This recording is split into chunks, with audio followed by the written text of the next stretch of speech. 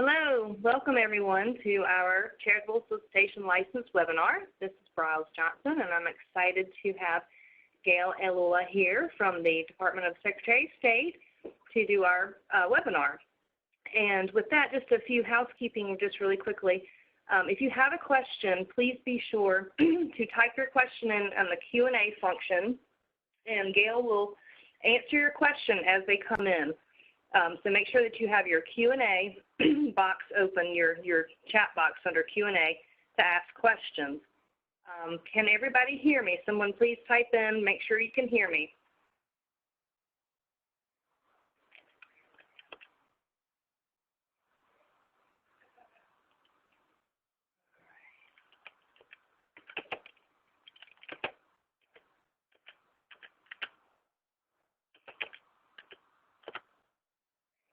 Okay.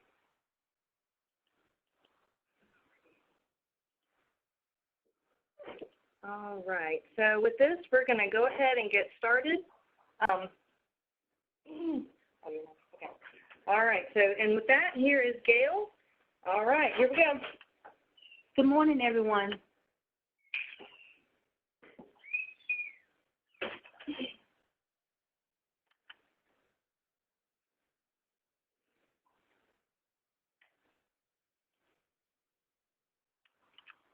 Okay, good morning, everyone. Welcome to today's seminar. As Bryles has just said, we're going to go ahead and get started. We have a lot to cover. So first of all, we're here to serve you. The Charitable Solicitation Licensing Division, known as CSL, we're here to serve you. An overview of today's webinar, we're going to cover definitions, registration criteria, exemptions, renewals and extensions, the application process, disclosures, record keeping, using professional fundraisers, enforcement actions, best practices, and 5 common mistakes. The purpose. The Charitable Solicitation License Division, what we do, we license and regulate nonprofits across the state of North Carolina and professional fundraisers that want to solicit in the state of North Carolina. We also keep a registry of those organizations, and we also have enforcement actions that we take in case charitable organizations are in violation of the statute. What is a charitable contribution? For our purposes, contribution means a promise, a pledge, a grant of any money or property, financial assistance, or any other thing of value in response to solicitation. So what is not a charitable contribution? Membership dues. We get this question quite a bit. Membership dues are not counted. Membership fees or assessments to your members are not counted.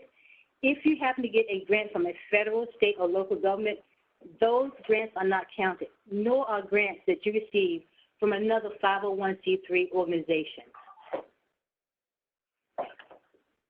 What is solicitation? Solicitation here is any request or plea for donations, money, property, financial assistance, gifts, or any other thing of value that will be used to benefit that charity. Here, the solicitation is governed by the statute, North Carolina General Statute 131F. It can be a written or oral expression, and it usually requires registration. So what is registration? Registration here is the process through which both the benefiting charities and professional fundraisers provide financial and other information about their solicitation activities. The public uses this information to learn how their contribution is going to be used. Who must register? Generally, organizations and individuals who intend to solicit contributions in the state of North Carolina must first obtain a license. However, there are some exemptions, such as being exempt from registration by qualifying for one of 13 different exemptions under the statute. Here we have listed a brief, some of those exemptions, like religious organizations, some of your local, state, federal government, educational institutions, organizations with less than $25,000 in contributions, and do not pay in the key offices of the organization. Some hospitals, some public radio and TV stations, and some volunteer fire and rescue squads.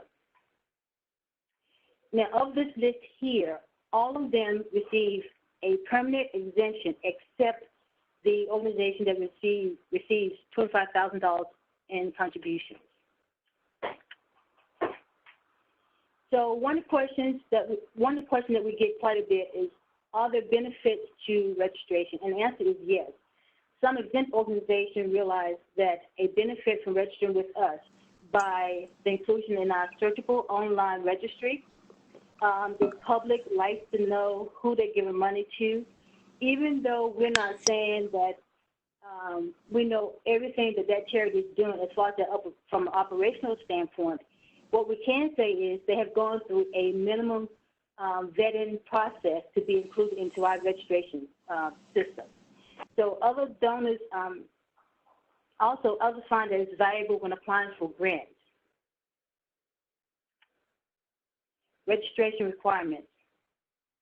If an applicant receives contributions that are less than $5,000 and did compensate in any capacity an officer, trustee, organizer, incorporator, fundraisers, or solicitor in the immediate preceding fiscal year, a license is required, but there is no fee.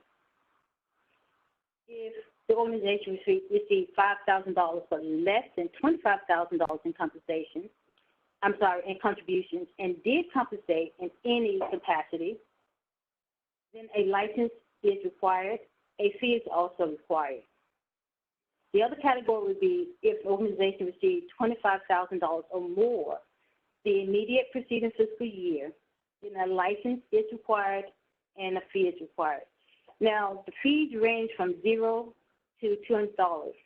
And in some cases, if you have multiple organizations or subcategories of groups that are associated with you, that fee can change, but on average, the fee is $0 to $200. Do I need to register? If I do have a 501c3 status, here registration is based upon the level of contributions received, whether monetary, in kind, or both. It's not based upon your 501c3 status or not. Charities that do not have a 501c3 status can solicit for charitable contributions, but any contributions made by the donor will not be tax exempt.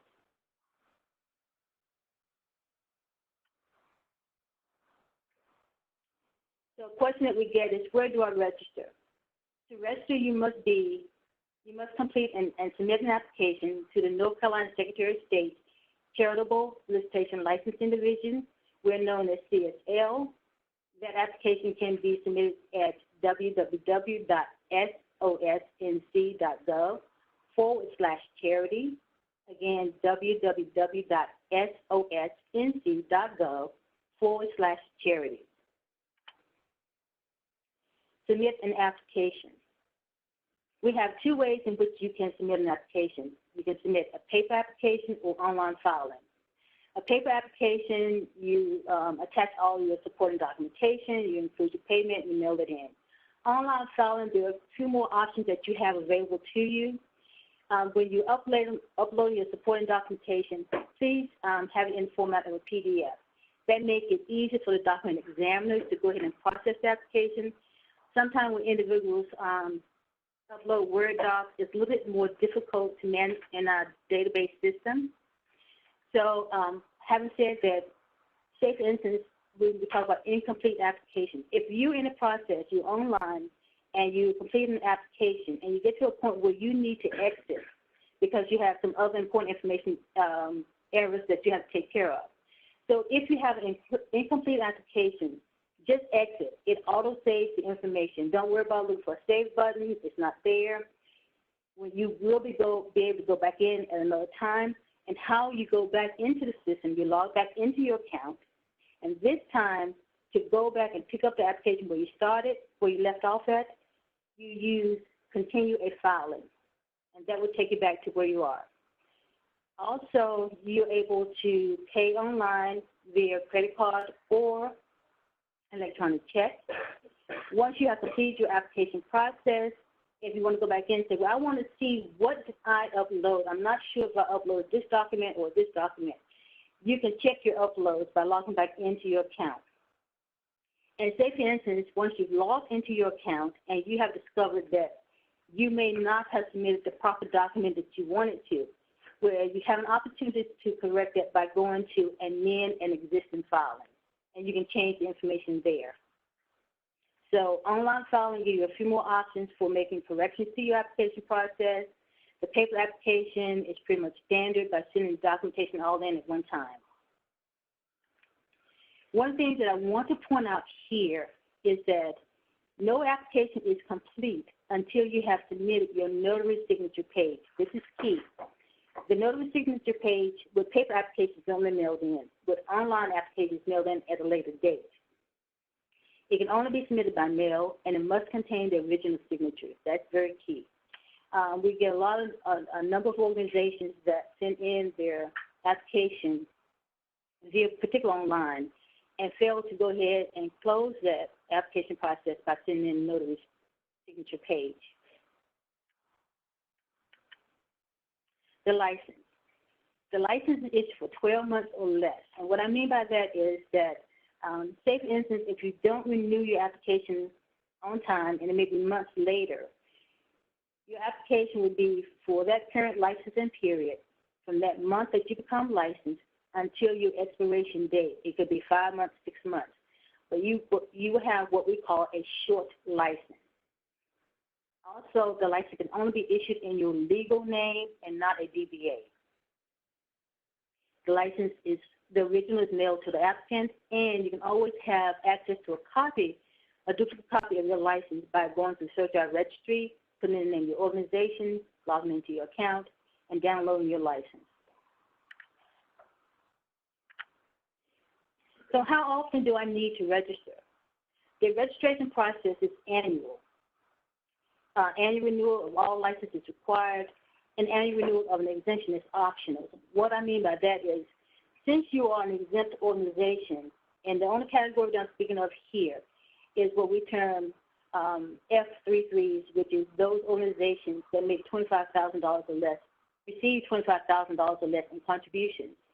This year you may be exempt. However, next year your level of contribution could possibly increase and surpass the $25,000 threshold.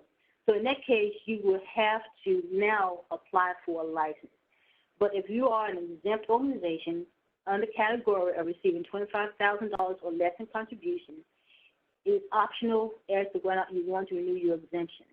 Again, we said there's benefits to this organizations who want to see if you are included in our registry. Other organizations may be considering giving you a grant opportunity. They're going to want to know if you have been vetted and you're in the registry or not. So this will be an optional opportunity for you to decide whether you want to be included or not as far as in the registry. How do I determine my renewal date? The renewal date is based upon your fiscal year end. For example, if your fiscal year ends December 31st in any calendar year, you would renew your licensure application 5 months later on the 15th day of the month. For instance, here, if December 31st your fiscal year ends, then 5 months later would be the month of May. The 15th day of that month is May 15th. That will be your renewal date on an annual basis. Every year you renew by May 15th for the current year.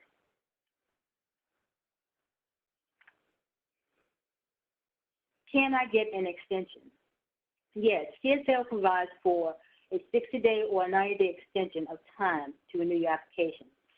If your renewal date is May 15th, as we said in the previous example, and you are unable to submit your application by the renewal date, you have an automatic 60-day extension to July 15th. If your renewal date is May 15th, 60 days later, July 15th is the latest that you can renew that application without being penalized in any way. Now, if the organization, number of questions that we get is that our accountant has not completed our 990. We need an additional 30 days. In this case, the organization has filed Form 8868 with IRS, for exempt organizations requesting extension of time to file their 990. If they submit that form to our office prior to July 15th, then they're automatically given a additional 30 days in which to get the application completed. So that's why we say CSL gives you an automatic 60-day extension, but you can also get an additional 30 days by filing Form 886 days with our office. So what happens if I fail to renew my application on time and I pass the extension deadline? Then this is where you start looking at late fee, accrual late fee. A late fee of $25 is assessed each month past the extension date, not the initial renewal date, which we get a lot of applications in, and say their license expired, their renewal date is May 15th. On the 16th, they have mailed in the application, they're sending a $25 late fee. We have to refund that because you're still under that extension period where you're not yet being assessed a late fee. So late fees are not based upon your initial renewal date, but after your extension, whether it's July 15th or August 15th, after your extension period, that's when the $25 late fee will start accruing. Also, we have a cap on late fees. Unpaid late fees cap at $900. And in this instance, now you're placing your organization at risk for enforcement actions. So we ask everyone, go ahead and get the application in. And if you have any questions or problems during that process, give us a call. That's what we're here for. So a brief recap. We have covered the following. A few definitions: contributions, solicitation, registration. We've discussed registration as to how to register, who must register, and the benefits of registration. We talked a little bit about exemptions, who may qualify for an exemption. What type of exemptions can you qualify for? We talked about renewals and extensions. We talked a little bit about the application process, paper versus online filing. What constitutes a complete application? Now let's look at disclosures, record keeping, using professional fundraisers, enforcement actions, best practices, and some 5 common mistakes that we see on applications. Disclosure requirements. The solicitation of contributions shall be for an express purpose. You must be specific in what you're soliciting for. Is it to feed the hungry? Is it to build boreholes in South America? Whatever the case is, just be expressive and very specific about what the purpose is. At the time of solicitation, one of the things that must be done, wherever you're soliciting or whenever you're soliciting, you must list the name of the organization that you're soliciting for, the state that that business is located in, a description of the purpose for which the solicitation is being made.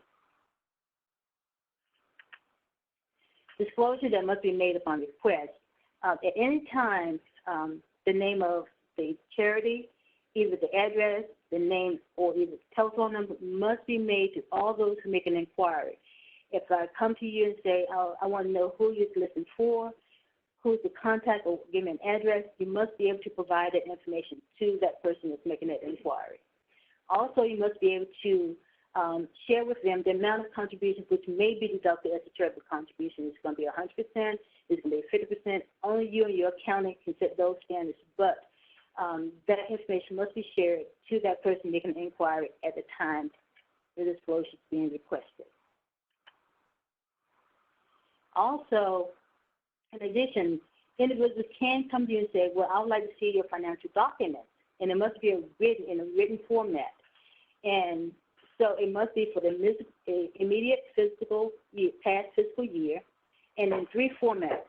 It shall be the Form 990, an independent audit, or the North Carolina Annual Report Form. It's those 3 formats that the written financial statement should be supplied to that person making inquiry. And again, it should be for the immediate past fiscal year.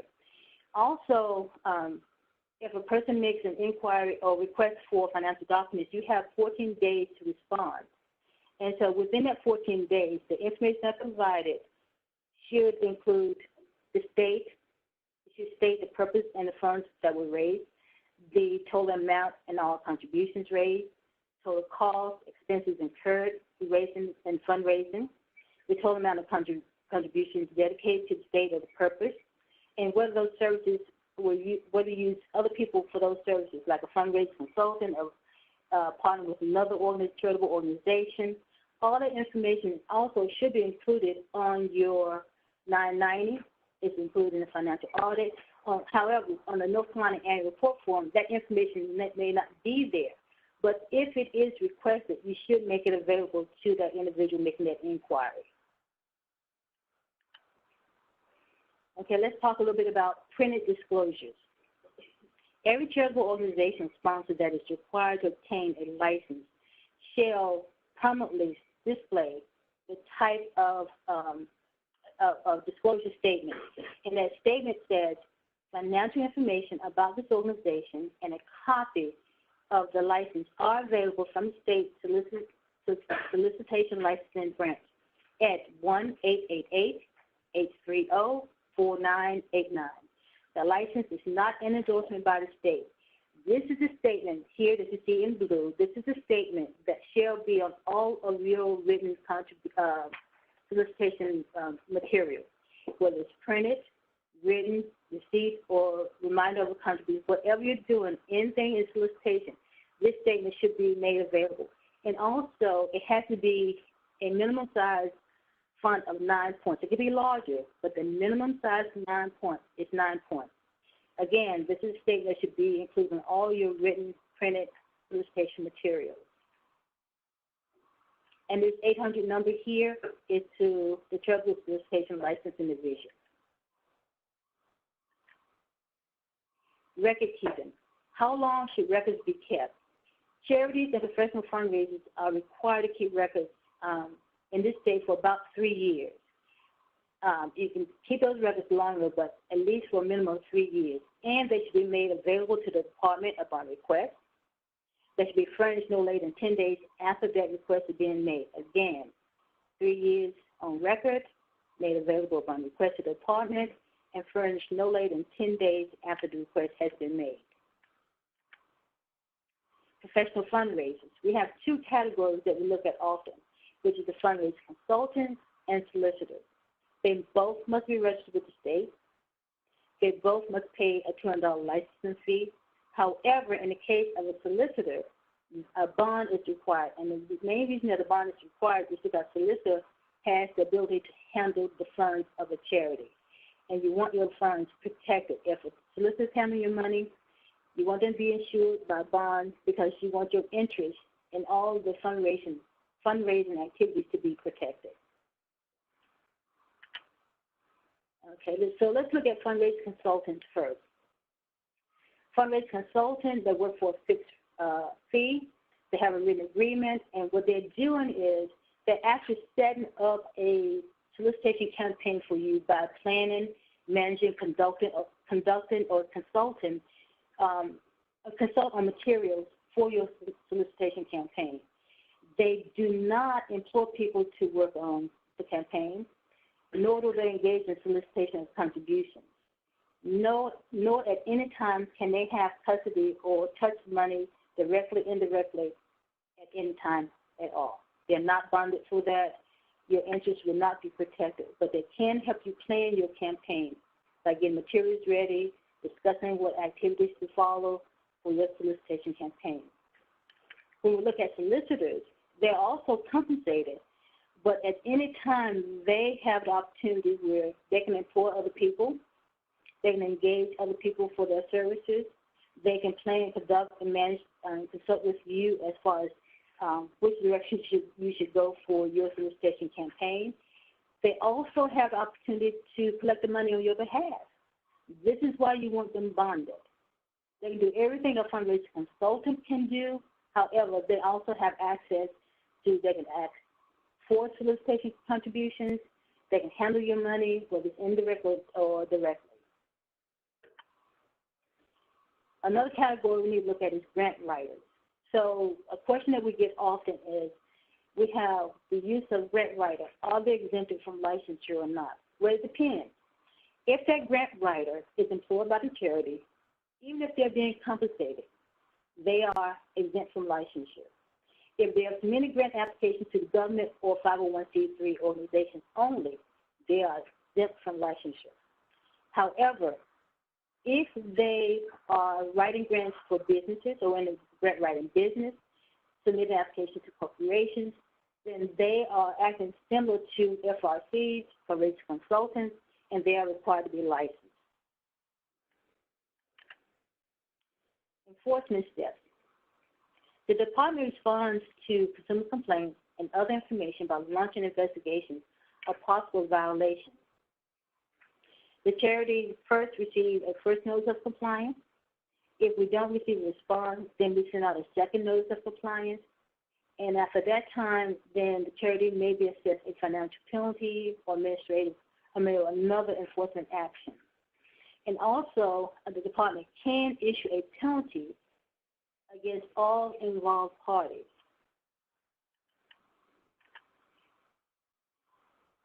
Other enforcement actions can be in the form of an administrative order where we assess the $1,000 penalty for each act or omission which constitutes a violation of statute. We can issue a cease and desist order from specific fundraising activities. We can refuse to register you. We can cancel or suspend a registration. Also, we can place you on probation for a period of time. We can issue a letter of concern. We can cancel an exemption. So these are all different types of forms of enforcement actions.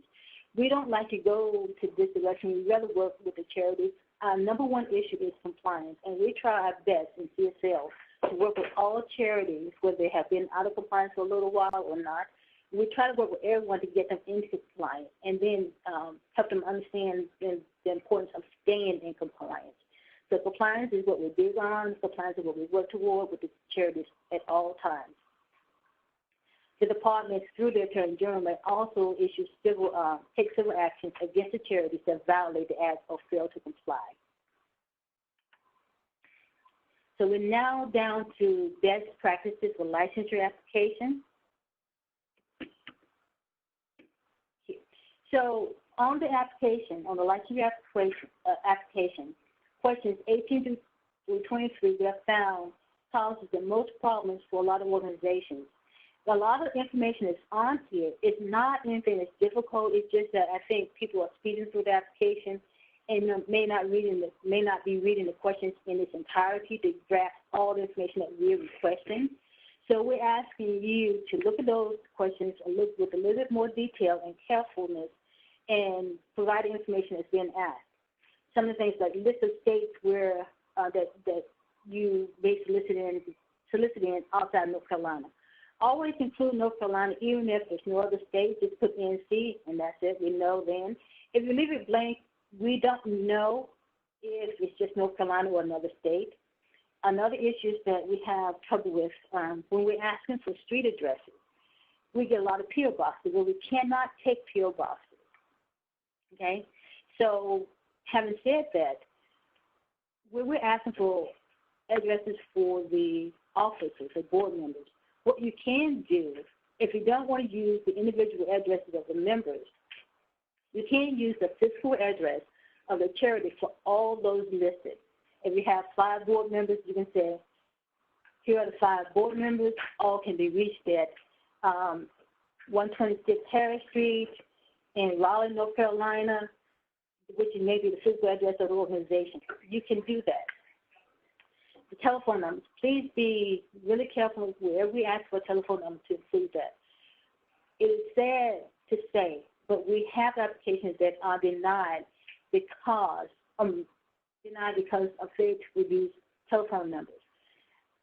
This information seems trivial, but it's statutorily required, and that's why we insist on please going through the application, looking at those questions being asked, and providing full information that's being requested. Also, be specific in providing information on your financial responsibilities, those in custody of financial records. Those information, a lot of times they may list one person but don't list the other. So, again, it's just a matter of slowing down a little bit, looking at the questions in more detail. Another issue that we found is that financial.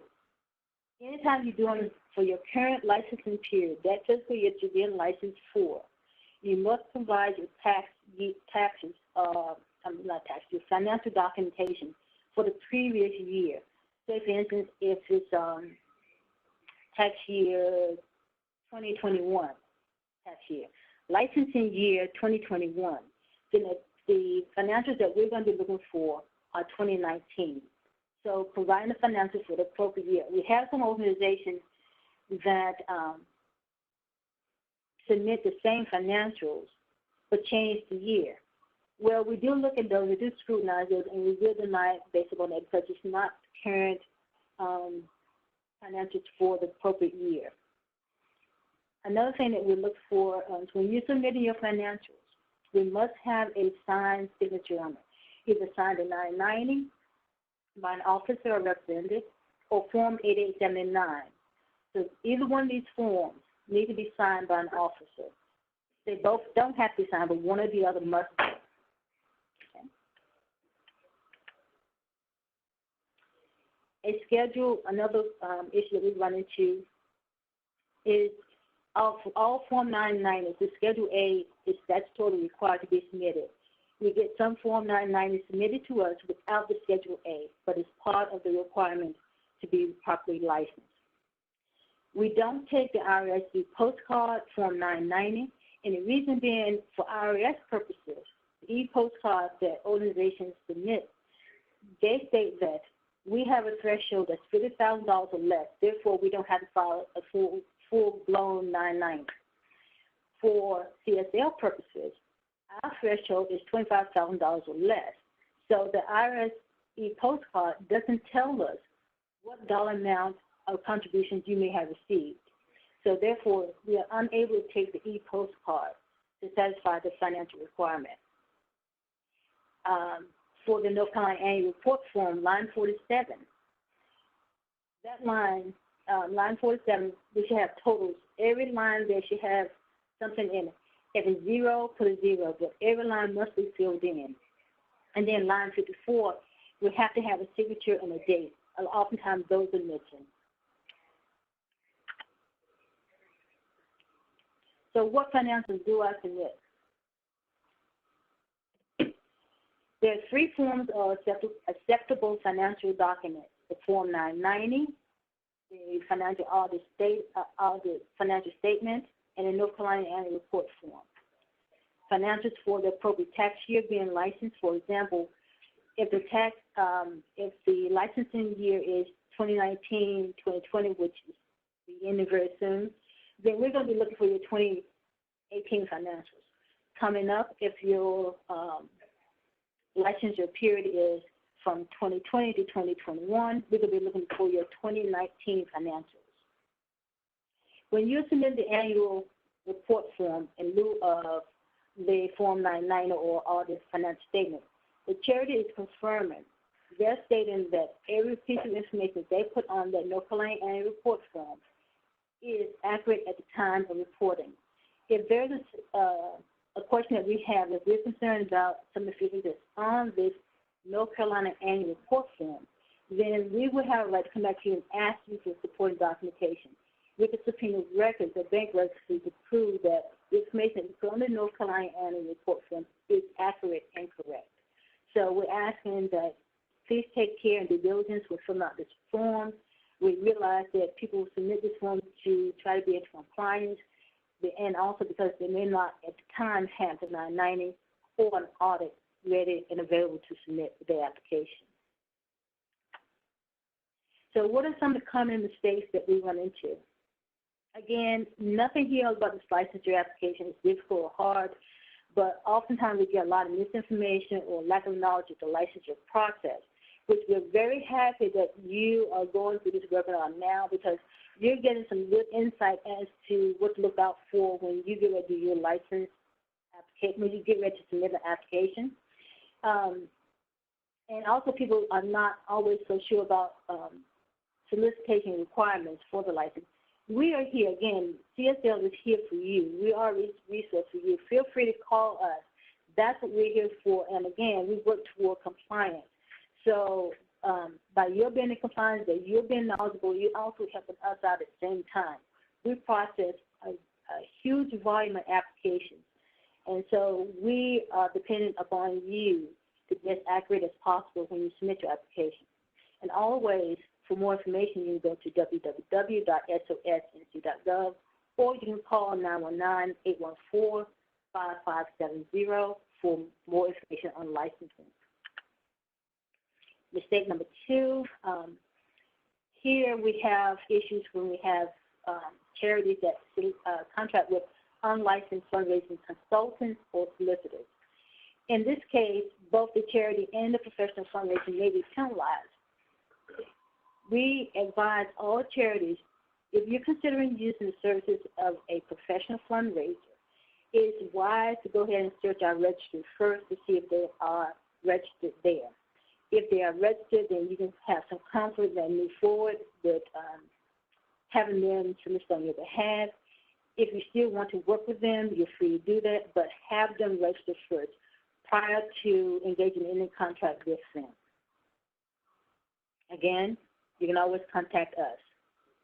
Number 3, misinformation or missing information on licensure application. We get this all the time. We've spoken a bit about that.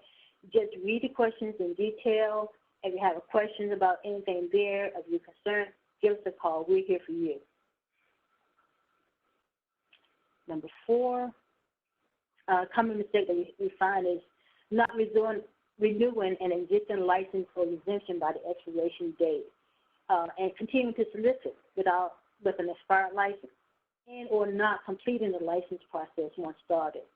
We get this more often than you think. He said, well, particularly with initial applications, applicants that say, well, we registered, we didn't know we had to renew on an annual basis. That's fine, but we send you out a notice too. We send you out an insufficiency letter by document examiners. Then when you go to an enforcement, we send you out first and second notice of compliance. So at some point in time, we have done our due diligence and trying to make you aware that we need to get into compliance.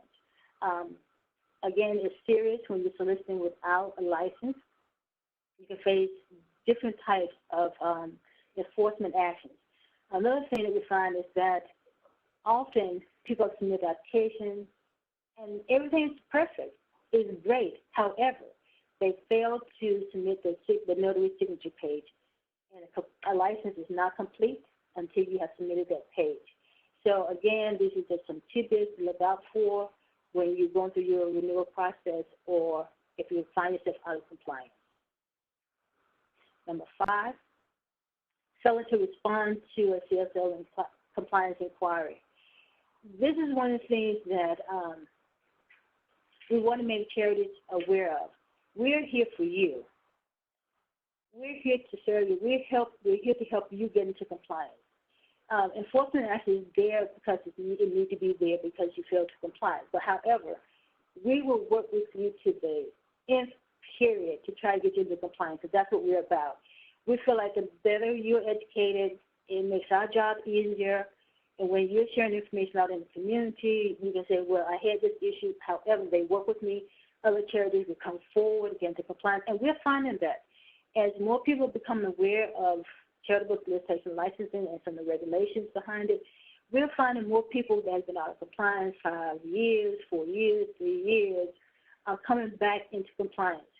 We have a volume of applications that we process, so we can't get everyone into compliance at one time. However, it's a steady process. We keep chipping away at it little by little, but we need your help at the same time. So even if you don't have the answer or the information you need to respond, call us. Let us know that you're working on it. That's all we need to do. We can make notes in your profile saying this organization we spoke with XYZ representative at this time. They're working on getting some documentation to us. They need a little bit more time. And we will note that to your file and work with you. Our number one goal, again, is compliance, not to seek enforcement action. Okay, right now, this concludes our presentation today, and I am available to take any questions that you may have.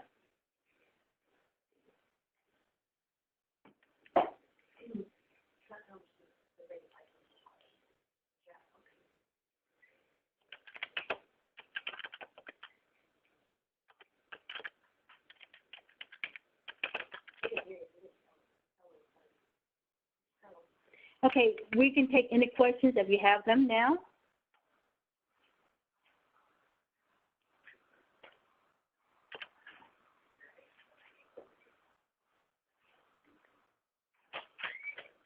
Okay, we have a question. Will this be available to restart afterwards?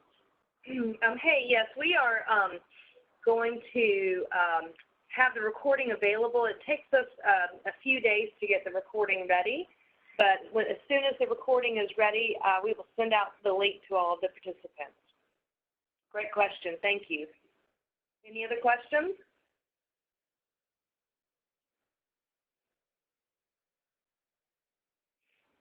If you have any questions, feel free to type into the chat function.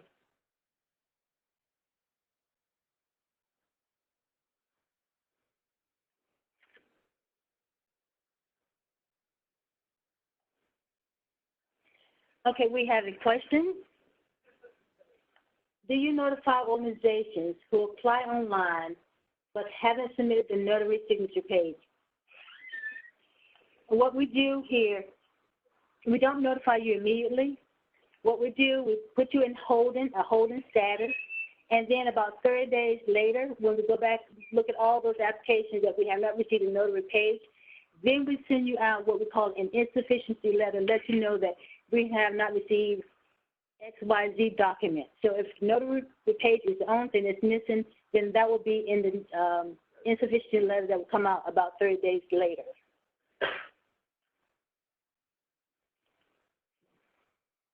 We have a question. Do I have to have a license if I am writing a grant to a charitable trust? The answer to that is yes. And please give me a call in office. My direct line is 919-814-5281. So we can discuss the charitable trust a little bit more. Again, it's 919-814-5281.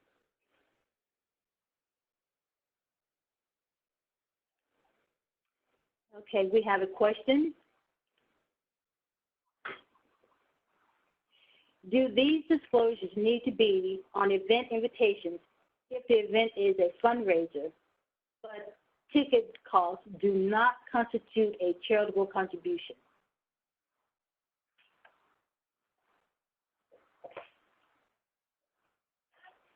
The disclosure need to be on.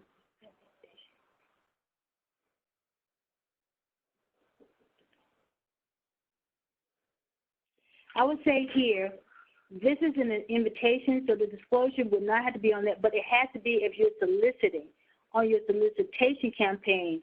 And I don't consider your ticket as a solicitation campaign, but on that ticket, it has to be the name of your organization, has to be other information regarding you as a charity, but not necessarily the disclosure statement.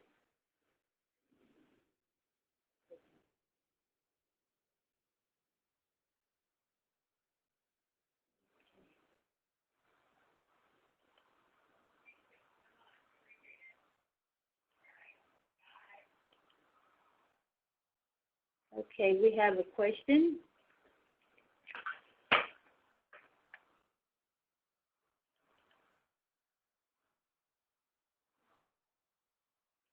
Will CSL email me or otherwise notify me when I need to renew my license?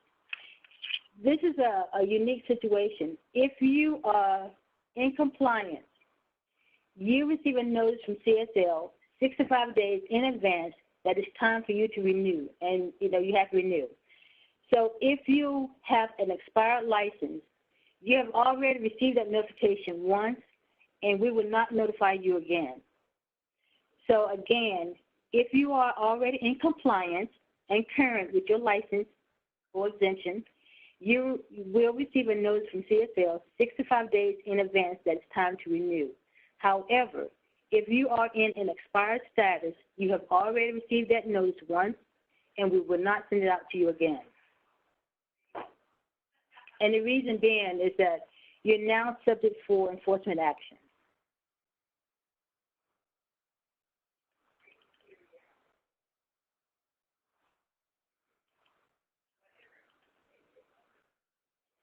Okay. Question: Do I have to apply for an exemption if I qualify for one, or am I automatically exempt if I meet one of the 13 criteria? Okay, so let's say 12 out of those 13 exemptions, if you meet one of those criteria, then you're exempt and you don't have to reapply at all. However, on one of the categories called the F33, which is organizations that receive $25,000 or less in contributions, they are exempt if they don't compensate a key officer. However, this year you may be exempt, but next year your contribution may exceed $25,000. In that case, you're required to be licensed. But as long as you can substantiate and prove that your contributions are less than $25,000 and you don't compensate in a key officer, you are not required by statute to register with us. However, you heard me mention in the presentation, some organizations, even though they do fall into that category, like to be included into our registry. They like to go ahead and register because of the benefits, possible grant opportunities, other people who want to make contributions to your charity. They want to see if you're registered in our database. So it's like a vetting process, and the public feel a little bit comfortable giving their contribution to your cause because that's the cause that's genuine to their heart, unique to their heart. So again, it is optional. 12 out of 13 are permanently exempt, do not have to renew. The one category that does have to look at their level of contributions is those individuals who qualify, contributions are $25,000 or less this year, but maybe $25,000 or over $25,000 threshold the next year. So you have to be careful with that process. And also look at whether or not you compensate. Okay.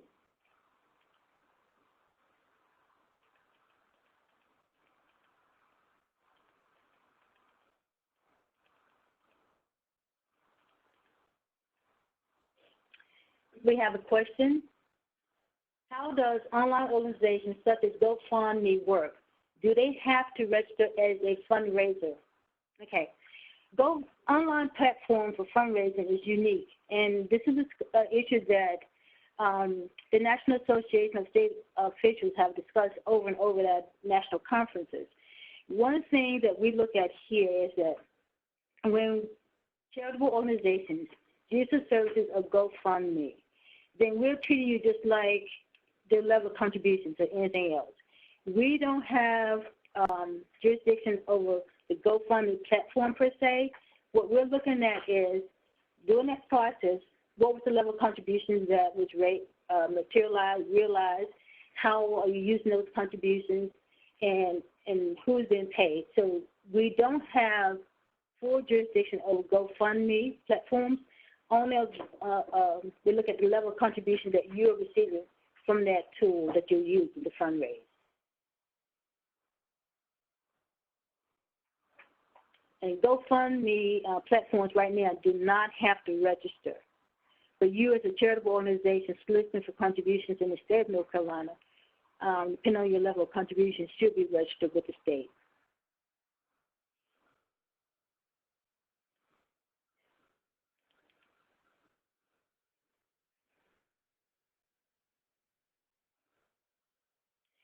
Question. What if we're working under a physical agent? I'm not sure the context you use as physical agent, so I'm going to take a stab, and you can send me another question to clarify if I didn't answer your question properly. So what I'm looking at here is that if you're working on a physical agent, are you saying that you're working under a fundraising consultant, you're working on a solicitor? If you're working on a fundraising consultant, again, then you do not have to be licensed because you fall under their license. If you're working under, you're employed by the fundraising consultant, you're working with them, that's fine. Same thing as a solicitor. You could be hired by a solicitor to do the work to solicit on behalf of charitable organizations that solicitor has a written agreement with to solicit on their behalf. So if you're working under these two categories, under the fundraising consultant, under the solicitor, as an employee, you do not have to be licensed. And if I did not answer your question, if I didn't understand what your question was, you can also contact me at 919-814-5281, 919-814-5281 for the physical agent question.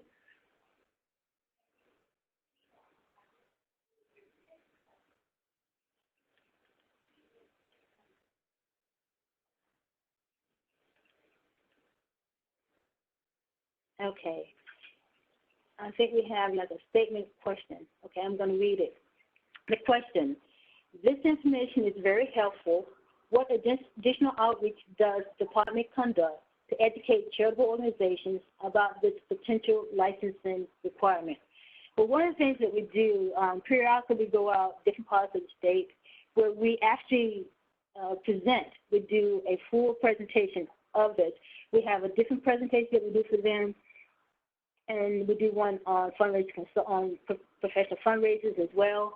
So we do presentations outside of the office periodically throughout the year.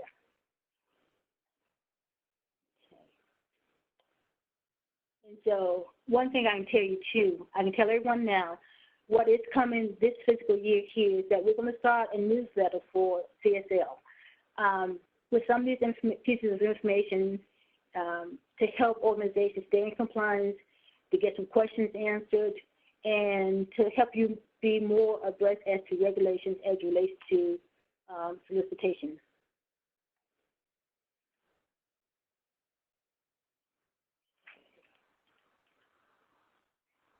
Okay, question. Question. I had difficulty entering the webinar and was 40 minutes late before I finally figured out, will it be repeated? Okay, so the webinar is going to go into a library here at the governor's office where you can access at will. And we will send out the link when it's ready. Okay, and Brian said the link will be sent out when it's ready. Okay.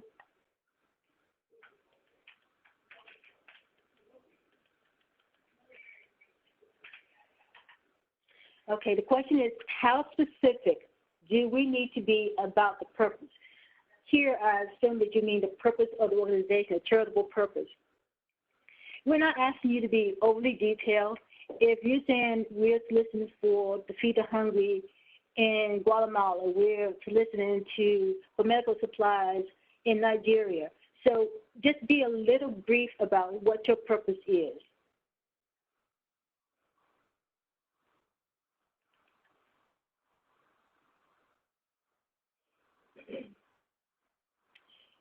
Question: we are a new LTRG seeking a license. I will call you. Okay, again, we have information that you can find on our website, www.sosnc.gov/charities. And again, we're always available to you in our office. So feel free to call me if you need to. 919-814-5281. I would assist you in any way I can. Oh. Well, we have statements. Good presentation. Thank you. But thank you. Oh, I think with that, we can kind of end. We're at our ending time. So thank you all for coming on and joining our presentation. Again, Brian will be sending out a link regarding this presentation, and you feel free to call CSL if you have questions. All right. Thank you all so much for attending. And as soon as we have the link ready, we will email the recording link out to you all. And thank you again, and thank you for all you do. And thank you so much to Gail. You were wonderful, excellent presentations. We are excited to have had you here. And as she has said several times, feel free to reach out and give her a call and check out the website for information. And again, thank you for all you do, and have a great day. Bye-bye.